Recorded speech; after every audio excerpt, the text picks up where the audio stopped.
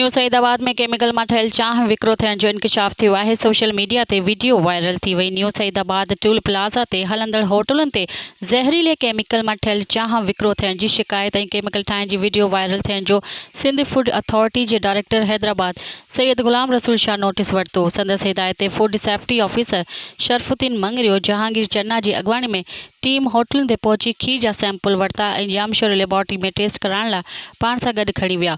Food inspector Jahangir Channa ॿुधायो त director Hyderabad food authority Sindh खे शिकायतूं मिलण बाद संदन ख़ुसूसी हिदायतुनि ते कार्रवाई कंदे टूल प्लाज़ा ते क़ाइम समूरनि होटलुनि खे खीर जा सैंपल वरिता आहिनि, जेके लेबोरेटरी मां चेक कराया वेंदा।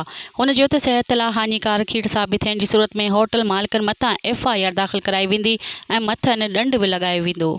मज़ीद ख़बरनि ऐं तफ़सीलात लाइ विज़िट कयो असांजी वेबसाइट www.awamiNewsHD.com ऐं ॾिसंदा रहो अवामी न्यूज़ HD।